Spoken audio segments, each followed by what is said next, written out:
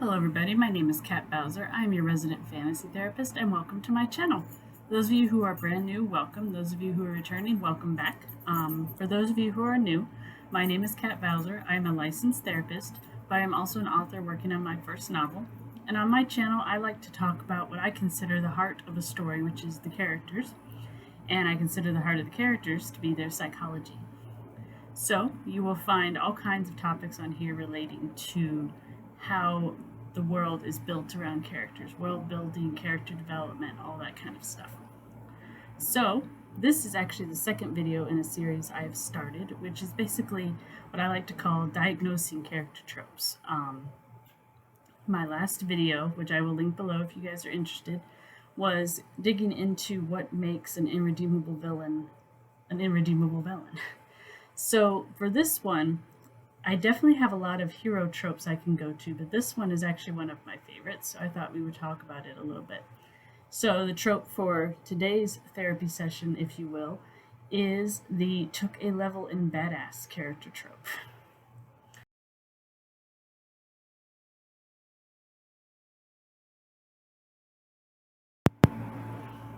Hello everybody, my name is Kat Bowser. I'm your resident fantasy therapist and welcome to my channel. Those of you who are brand new, welcome. Those of you who are returning, welcome back. For those of you who are new, my name is Kat Bowser. I'm a licensed therapist, but I'm also an author working on my first novel. And on my channel, I like to talk about what I consider the heart of a story, which is the characters. And I consider the heart of the characters to be their psychology.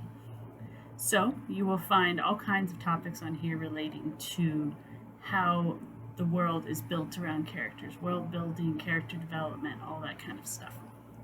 So this is actually the second video in a series I have started, which is basically what I like to call diagnosing character tropes.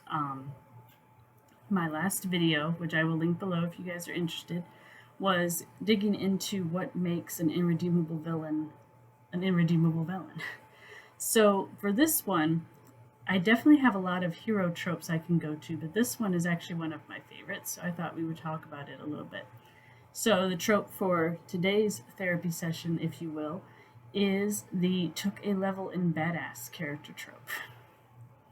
So this one is not necessarily a hero-only trope. A villain can also go through this trope, but it is more commonly seen with heroes. So first off, let's identify what the trope actually is. So it goes by a lot of different names, but the most popular one I've found is the took a level and badass. And what that essentially means is a character essentially goes through a great deal of character development and grows and becomes stronger, becomes faster, becomes a better fighter. And that enables them to continue on or start their quest or rescue mission or whatever it is that they're doing. So, needless to say, this isn't so much identifying illnesses or anything like that with this kind of trope, but more looking at the process itself, because essentially it is a trope that focuses on extreme change over a short period of time, and that is a very interesting trope to me. So, that being said, let's just start with the basics. So, as a therapist, when we look at people who are going to go through change, who are trying to make a change in their life for whatever reason, we focus on what are called the stages of change. And depending on who you talk to, there's either 5 or 6 of them. I typically go with the 5. I add the 6th in there if it's necessary. So we have what we call pre-contemplation, contemplation, preparation, action, and then maintenance. So what do all these mean in plain English? Okay, so pre-contemplation. This is what most people are at before they make a change in their life, because this is a period of time where you do not believe you need to change. There's no reason to. There's nothing going on that you feel, and that is a very important aspect, that you feel needs change. Then we have what we call contemplation. This is a step further where basically the person has begun to think about, okay, maybe there's an area of my life that needs change. Maybe there's something I need to do differently. But they haven't yet engaged in that change. The next stage we call preparation. This is where a person has decided, yes, I need to change something. and they're starting to develop the skills to make the change, hence the title preparation. This can mean they're getting support from friends. This could mean that maybe they're making preparations financially. It could be any number of things. But basically, they are starting the steps to change, but they have not yet taken the steps. Next is called action, and that is where they are actively undergoing the change in behavior, whatever it may be. And the stage following action is what we like to call maintenance, which is where you maintain the change. And generally in therapy, we consider 6 months to be the minimum that you must maintain a change before it starts to become permanent. Now, some people will put in an additional stage called relapse prevention, which is exactly what it sounds like. It's to prevent falling back into your old habits, whatever they might be. So, how does this apply to a character who suddenly develops skills and abilities that they did not have before? So, they kind of have to go through all the steps that you would with any change in your life. So, like, let's say if you take a hero who has a good heart, but they have no military skills or fighting skills whatsoever, but in order to accomplish their goal, they have to develop these skills. So, you would follow the character as they come to the conclusion that, okay, I need to take a step and develop these skills if I'm going to accomplish what I'm going to accomplish. Usually, what we call the training montage happens in the action phase, and we really don't see much beyond that. But I think it's more important to actually look at what is it that makes the character want to change, because that is really the crux of it. Because there was a reason I said before, the person has to believe that there is no need to change, or they have to believe there is a purpose for change. It is very difficult to get people to change when they don't think there's a reason to. We are very stubborn creatures, and the other thing is that if you are able to force someone to make a change in behavior, it's going to be much harder to get them to keep that change if they don't believe they needed to change in the first place. So, how can we look at this from a hero's point of view? So basically, whenever we are approaching a behavioral change of sorts, it basically comes about because something has shifted in your life that makes you think, okay, something has to change here. I cannot keep going how I am going currently. And normally what that is values. As a general rule, when we are young and we start to grow up, we develop our own morals, our own values, and these are developed over time. And we also develop our own view of the world and of other people over time. So when we maintain the same behavior, it's because our values and our view of the world are equal. They're level. Nothing is higher than the other. So there's no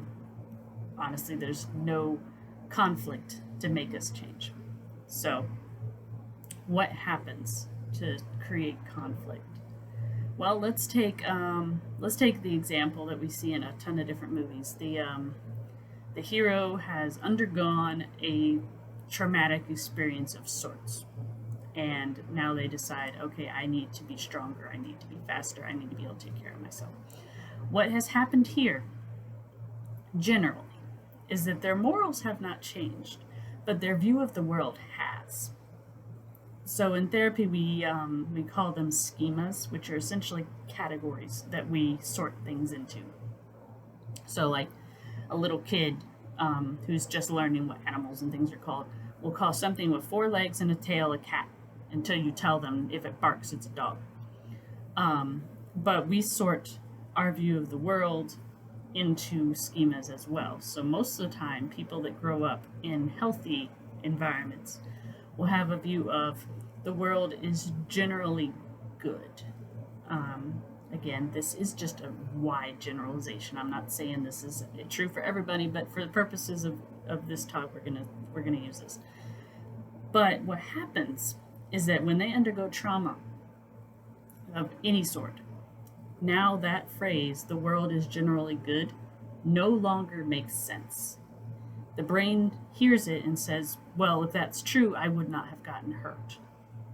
And the brain doesn't like it when things don't make sense. So it has to shift something around. So when that happens, usually what happens is one of two things happen. Either the person has to change the schema, which is generally the healthy way to go about it, or they will what we call overcompensate. So let's say they got hurt walking down a dark alley or something at night. I know that's very cliche, but we'll just run with it for right now. Now, an overgeneralization would say the world is safe only during the day. At night, it's not safe. So how does this relate to our hero? So let's say they've undergone a form of trauma by said villain or society or whomever. And now they have to accept that the world that they live in is no longer safe for them as they are currently. So the brain knows it can't change the world, at least not fully, as much as it would like to. So now it's going to focus on what can I change. And if the hero does not want to change their morals, which is generally what happens, because usually the hero either keeps the same morals or their morals develop further. So if they're not going to change their morals to make this new unsafe world make sense, then we need to change something else. Okay, now the world is a dangerous place unless you know how to defend yourself. I don't know how to defend myself. Okay, I need to go fix that. And that is generally where the developing badassery comes in. Because now they have determined, okay, here is the disconnect. I'm not prepared for this world as it is, so I need to make myself prepared. And that usually is a pretty strong motivator, because what usually happens if they don't go through this is they develop what we would call, I'm not going to call it paranoia because it doesn't always go that far, but we'll go with anxiety though. So if they don't take the steps to make themselves feel prepared to handle this world, then they're going to feel anxious, they're going to be nervous, they're going to be fearful. And nobody likes feeling like that. Feeling anxious and fearful is very uncomfortable, because essentially what it is that your adrenaline is running 24/7, and this can eventually actually harm you physically. But overall, it's just uncomfortable. And when we're uncomfortable, our brain tries to find ways to make us not feel uncomfortable anymore. So therein enters the decision to improve upon ourselves or improve upon our situation so that we don't have to feel anxious anymore.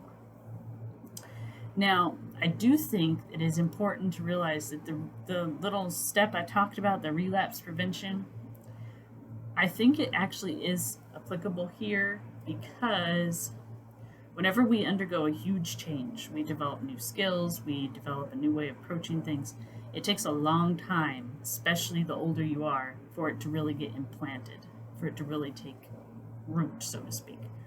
So if you have a hero that normally was a very reserved, wasn't really involved in the military and battles and whatnot, and now he has been training, he has been preparing, and now it's time for the big battle. And when he gets that first jolt of fear, that first jolt of, okay, there is someone coming at me with a sword, the brain is actually really likely to jump back to its first impulse that was developed before he underwent his little transformation. And it wouldn't be unrealistic for him to run, honestly. And this is something I think I would love to see more in stories, is that usually when people undergo training to prepare for a battle against said villain, they jump right into it, and then when the battle comes, they are full on, they are ready for it.